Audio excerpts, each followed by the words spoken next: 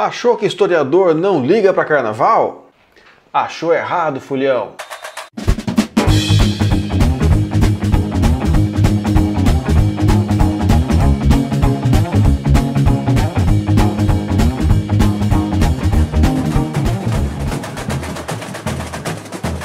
Com o questionamento meu Deus, está extinta a escravidão?", a Escola de Samba Paraíso da Tuiuti, no desfile das escolas de samba do Rio de Janeiro, colocou em questão uma série de problemas e fez uma crítica social bastante relevante que mexeu com muita gente, tanto contra quanto a favor, neste Carnaval de 2018.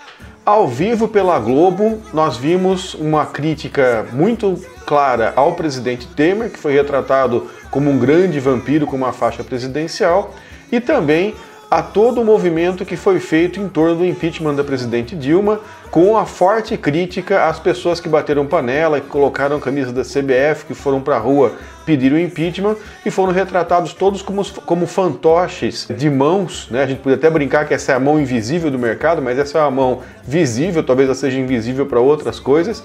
E essas mãos, elas tinham punhos de pessoas usando ternos. Então isso é bem interessante da gente pensar, quer dizer, uma referência muito clara aí aos ricos, à classe dominante, talvez até ao judiciário, aos políticos, né, que estão todos representados aí pelo terno, pelo punho de renda, pelo punho de linho, né, e assim por diante.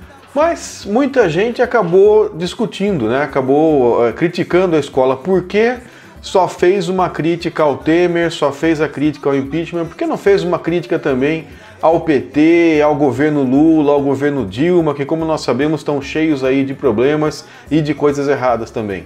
Bom, vamos tentar entender um pouquinho melhor como é que a história aparece nessa manifestação cultural. Esse é um tema muitíssimo interessante que muita gente no campo da história e também no campo da didática da história vem se preocupando. Essa circulação do conhecimento histórico, não só na academia, mas em diversos espaços sociais.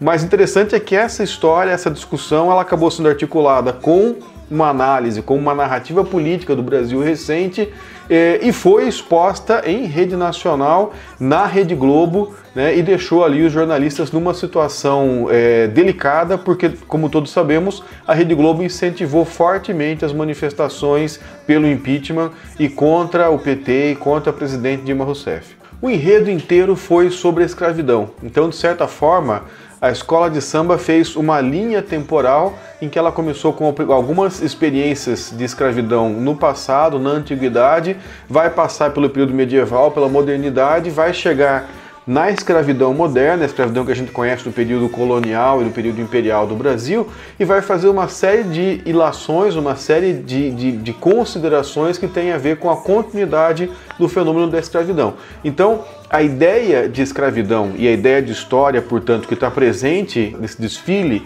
de escola de samba, tem a ver com uma ideia de que as coisas não começam e terminam, quer dizer, eu não posso pensar os fenômenos, os processos históricos como tendo um começo e um fim.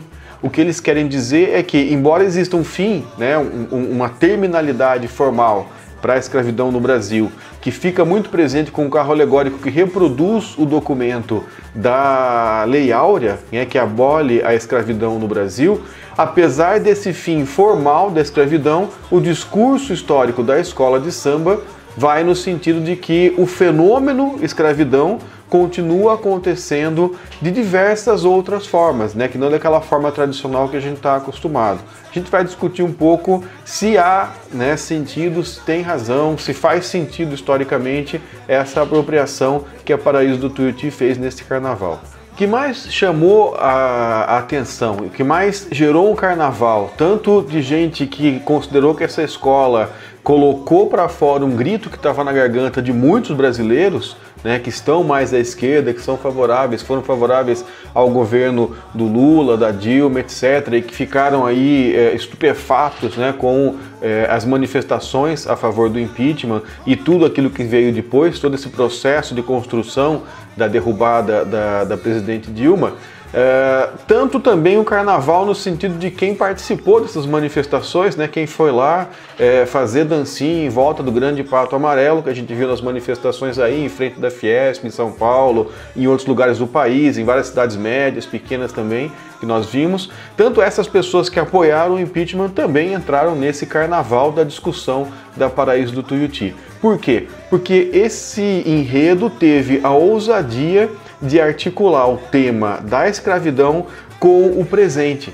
E aí um dos carros alegóricos foi chamado de Neo Tumbeiro. Tumbeiro, para quem não sabe, era o outro nome do navio negreiro, né? Tinha esse nome porque morria tanta gente, as condições que eram colocados os escravizados eram tão ruins que grande parte das pessoas que vinham sendo trazidas aí forçadas, né, nesses porões dos navios negreiros morriam. Então o outro nome era Tumbeiro, que era uma espécie de grande caixão em que muita gente morria, ficava morto, era jogado no mar ou ia ser descartado depois em algum outro momento. A ousadia, portanto, do samba enredo é dizer que esse Neo Tumbeiro, né, tem como seu ápice ali no topo do carro alegórico um vampiro com a faixa presidencial, que é uma clara alusão ao presidente Temer, como indicativo, como representação máxima da situação que nós estamos vivendo hoje, nesse aí praticamente 2 anos de governo do presidente Temer, e da forma como ele chegou ao poder, que foram as manifestações em que nós tivemos ali o passo da Fiesp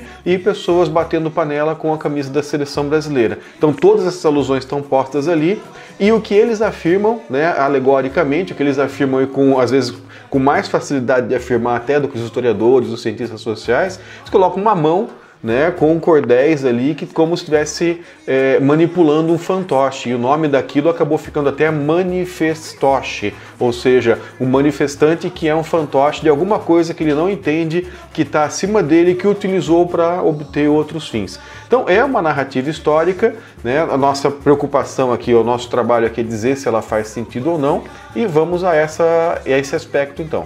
Particularmente me parece que a Paraíso do Tuiuti acerta profundamente, e vou dizer por quê. O Brasil é um país que tem um pouco mais de 500 anos de existência, não exatamente como país, no começo ele aparece aí primeiro como uma colônia, não é exatamente uma nação, a gente não pode colocar nesses termos, mas se a gente convenciona, né, se a gente arbitra que o descobrimento em 1500 é o surgimento do Brasil, primeiro como colônia, depois como nação, são 500 anos. Desses 500 anos eu tenho praticamente 400 anos que são ou de submissão à monarquia estrangeira, que é a monarquia portuguesa, ou de submissão à monarquia nacional, que é uma continuidade da monarquia estrangeira pelo próprio filho do monarca português que se torna imperador, que é o Dom Pedro I. Então, continuidade mais explícita é muito difícil. E outra coisa que dura também quase 400 anos é a escravidão.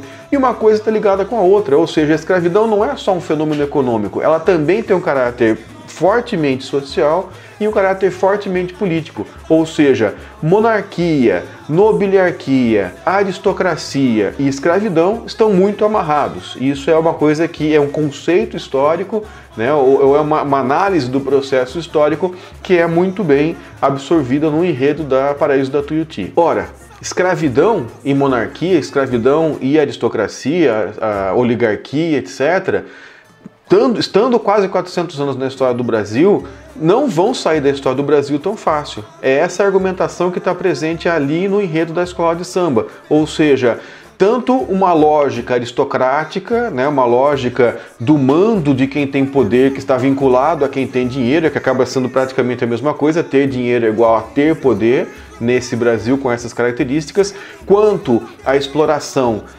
da mão de obra de quem não tem nada, de quem é pobre, de quem tem ali quase que só a sua força de trabalho, né, seja como escravizado, depois seja como assalariado, essa continuidade histórica, a gente pode dizer que ela continua marcando o século XX e o século XXI, e essa é a reflexão que o carnavalesco acabou utilizando para representar a sua narrativa do processo histórico brasileiro.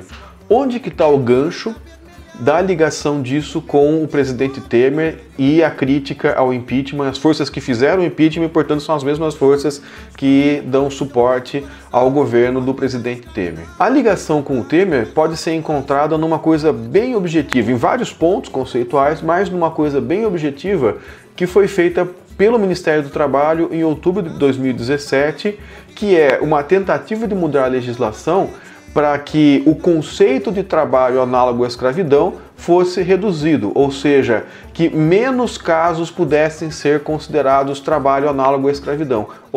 Portanto, se alguém, algum proprietário fosse pego utilizando esse tipo de trabalho, isso dificultava que ele sofresse punição.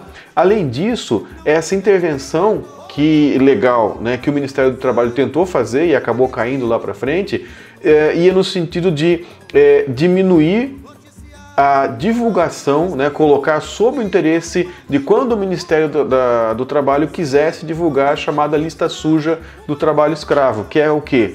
Uma lista de empresas e de pessoas jurídicas, até mesmo pessoas físicas, que foram flagrados utilizando trabalho análogo à escravidão. Então essas empresas ficam sujas, elas não podem mais fazer contratos com nenhum item do poder público e sofrem uma série de punições. Ou seja, dificultava da empresa entrar na lista suja e dificultava dessa lista suja ser utilizada. Portanto, você tem aí uma ligação que me parece muito legítima entre a escravidão tradicional, histórica, que vem sendo contada, e a dimensão da escravidão contemporânea, que é o trabalho análogo à escravidão. E aí ligou isso com o governo Temer, de uma forma, para mim, muito clara e, eu acho, irrefutável.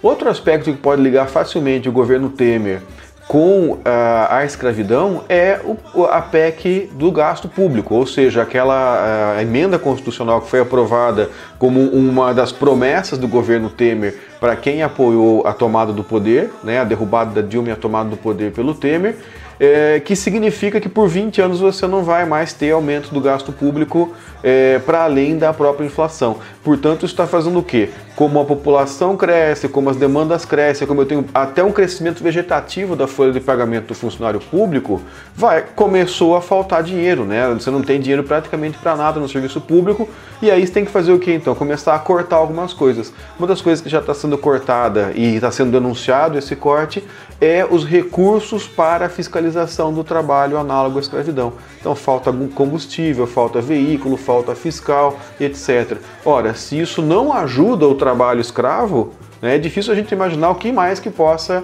ajudar. Enfim, pessoal, obrigado por assistir. Eu quero recomendar para vocês algumas leituras que estão aqui na descrição, Até tem aí um blog que faz uma lista enorme de trabalhos científicos das ciências humanas e sociais sobre o Carnaval, que é muito interessante de dar uma olhada. Algumas teses especificamente, que eu peguei o site delas, a página delas e coloquei na listagem. Também vou sugerir que vocês olhem o Omelete TV, que tem o quadro Choque de Cultura, que é de onde a gente tirou a inspiração ali para a introdução desse vídeo. Muito obrigado por assistir. Se você quiser me ajudar a furar a bolha social que as redes criam, curta, compartilhe, clique no sininho para receber as atualizações do canal. Muito obrigado e até a próxima!